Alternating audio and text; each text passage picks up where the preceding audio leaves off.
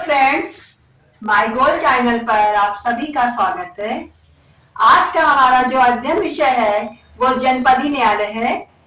जनपदी न्यायालय आज का जो हमारा विषय है वो जनपदी न्यायालय है। प्रत्येक जनपद में जनपदी न्यायालय की व्यवस्था है और ये जनपदी न्यायालय राज्य के उच्च न्यायालय के अधीन में रहकर अपने अपने न्याय व्यवस्था का कार्य करते हैं। तो जनपदी न्यायालय में 3 प्रकार के न्यायालय होते हैं: दीवानी न्यायालय, फौजदारी न्यायालय और राजस्व न्यायालय। कितने प्रकार के न्यायालय होते हैं?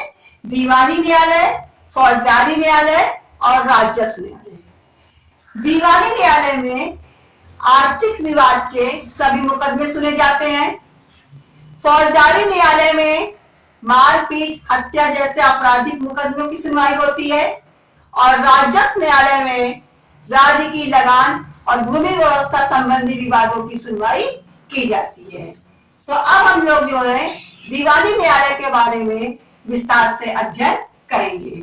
ओके, न्यायालय के अंतर्गत सबसे बड़ा जो न्यायालय आता है, जिला न्यायाधीश का न्यायालय आता है। जिला न्यायाधीश दीवानी मामले में सबसे बड़ा न्यायाधीश होता है। यह न्यायालय 5 लाख रुपए तक के मूल्यों का क्या सुनता है? विवाद सुनता है। और ये अपनी निचली अदालतों में या निचली न्यायालयों में जो निर्णय दिए जाते हैं उसके विरुद्ध अपील भी सुनता है और ये जिला न्यायालयों पर अपना नियंत्रण भी रखता है। ओके, के बाद जो दूसरा न्यायालय आता है वो सिविल जज का न्यायालय आता है। सिविल जज दीवानी मामलों में जिला न्यायाधीश के नीचे का न्यायाधीश होता है। सिविल जज को 1 लाख रुपए तक के मूल्यों तक के विवादों की प्रारंभिक सुनवाई का अधिकार प्राप्त है।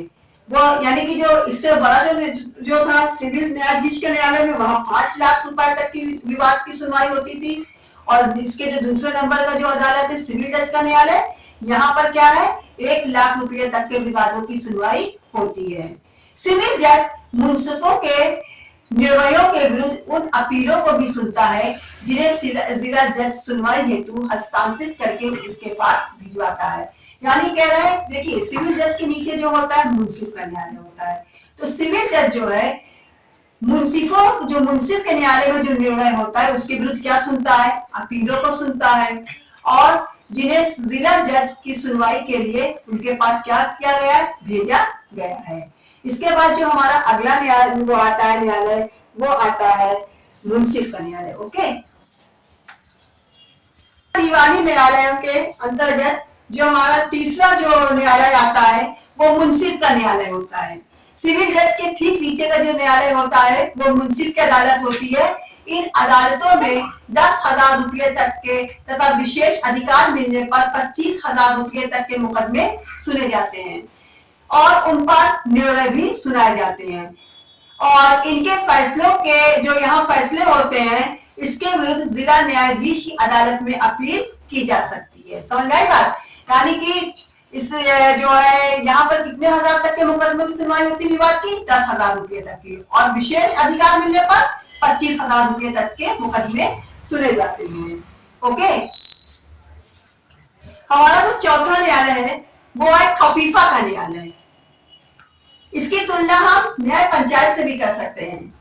कहीं कहीं छोटे मामलों में जल्दी तथा कम खर्च में निर्णय सुनाने के लिए खफीफा जज के न्यायालय होते हैं।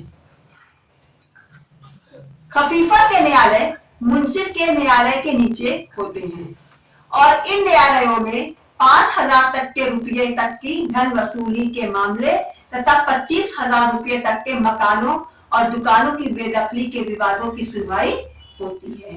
इसके बाद जो हमारा न्यायालय आता है वो आता है न्याय पंचायत। पंचायत दीवानी मामलों में सबसे निचले स्तर का न्यायालय है। ये ग्रामीण क्षेत्रों में न्याय पंचायत होती है और यहाँ कितने रुपये तक के मुकदमे सुने जाते हैं? 500 रुपये तक के विवादों को सुनने का क्या है? अधिकार है। यहाँ पर जो निर्णय होती है या जो फैसला होता है उसके विरुद्ध अपील नहीं की जा सकती। न्याय पंचायत की सबसे बड़ी विशेषता यह है कि इसमें कोई भी वकील मुकदमे की पैरवी नहीं कर सकता। क्यों? ये इसलिए ऐसा किया गया है जिससे ग्रामीण जनता को निष्पक्ष होकर सच्चा न्याय प्राप्त हो सके। अब इसके बाद जो हमारा अगला न्यायालय है वो हम फौजदारी न्यायालय के बारे में। दीवानी न्यायालय के बाद, स्पेलिंग गलत हो गई, इसके लिए मैं क्षमा चाहती हूँ। दीवानी न्यायालय के बाद जो हमारा आता है फौजदारी न्यायालय आता है। फौजदारी न्यायालय में मारपीट हत्या संबंधी मुकदमों की सुनवाई होती है। तो फौजदारी न्यायालय में तो सबसे बड़ा न्यायालय होता है सत्र सेशन का न्यायालय होता है, सत्र सेशन का न्यायालय। उच्च न्यायालय के अधीनता में फौजदारी न्यायालय का कार्य करने वाला जो सबसे बड़ा न्यायालय को हम सत्र न्यायालय कहते हैं।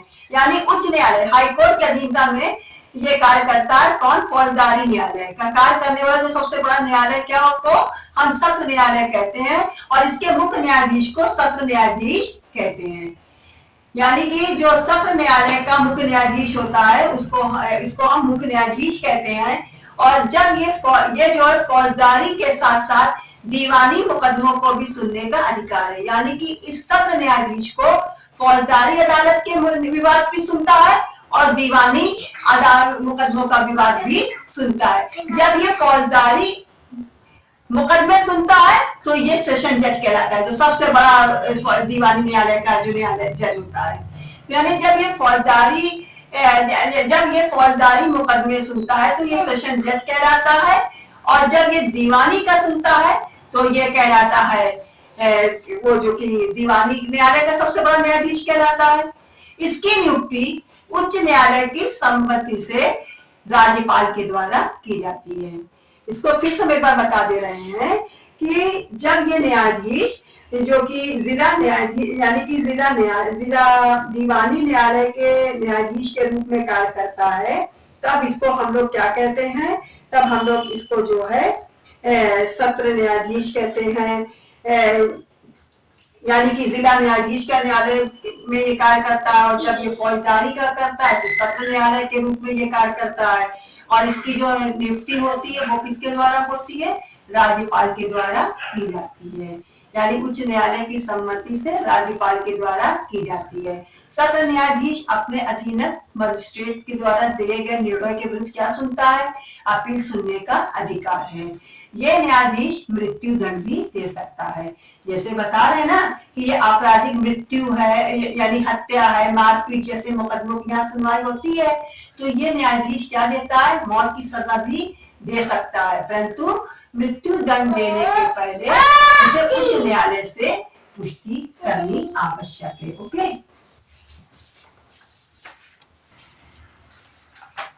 हमारा जो तीसरा न्यायालय होता है जनपदीय न्यायालय में, वो राजस्व न्यायालय है। राजस्व न्यायालय लगान मालगुजारी संबंधी मुकदमों की सुनवाई करती है। इसमें कौन कौन सी अदालतें होती हैं? राजस्व परिषद हर राज्य में मालगुजारी मुकदमे का निस्तारण के लिए उच्च न्यायालय के बाद एक राजस्व परिषद होती है जो मालगुजारी संबंधी मुकदमों की सुनवाई करती है, और ये राज्य स्तरीय की सबसे बड़ी अदालत है। इसके यहाँ जो निर्णय दिए जाते हैं इसके विरुद्ध जो अपील की जाती है वो डायरेक्ट हाई कोर्ट में की जा सकती है। यानी कि राजस्व परिषद में जो निर्णय हो जाता है, अगर उसके विरुद्ध हमें अपील करना है तो वो कहाँ सीधे इसकी अपील की जाती है? राज्य के हाई कोर्ट में की जाती है। ओके, न्यायालय वो है अधिकारी है, वो है आयुक्त। आयुक्त को कहते हैं कमिश्नर। प्रशासन की सुविधा के लिए राज्य को कई कमिश्नरियों मंडलों में विभक्त कर दिया जाता है, और हर कमिश्नरी का प्रधान कौन होता है? आयुक्त होता है। इसके पश्चात राजस्व विभाग का जो अगला अधिकारी होता है जिलाधिकारी, डीएम, या जिला का सबसे बड़ा अधिकारी होता है जो उप जिला अधिकारी, एसडीएम और तहसीलदारों के निर्णयों के विरुद्ध अपीलें सुनता है, और इसके नीचे जो है अपर जिलाधिकारी होते हैं। यानी जिलाधिकारी के नीचे अपर जिलाधिकारी होते हैं। अब ये जो अपर जिलाधिकारी या उप जिलाधिकारी, इनको एडीएम कहते हैं। जिला कई सब डिवीजनों में विभक्त होता है, और हर एक डिवीजन में एक उप जिलाधिकारी की नियुक्ति होती है, जो राजस्व के साथ साथ अपने अपने क्षेत्र में कानून व्यवस्था को भी बनाए रखता है। इसके पश्चात हमारा जो अगला अधिकारी है, अंतिम अधिकारी है, वो है हमारा तहसीलदार। जो है तहसीलदार, हर तहसील में एक तहसीलदार होता है जो अपने क्षेत्र की राजस्व वसूली की क्या करता है, व्यवस्था करता है तथा इससे संबंधी विवादों की क्या करता है, सुनवाई करता है। और सबसे जो नीचे के जो अधिकारी होता है उस राजस्व न्यायालय का, वो है नायब तहसीलदार। ये तहसीलदार की सहायता के लिए नायब तहसीलदार की नियुक्ति की जाती है और ये तहसीलदार और नायब तहसीलदार तहसीलदार के कार्यों में क्या देते हैं, सहयोग देते हैं।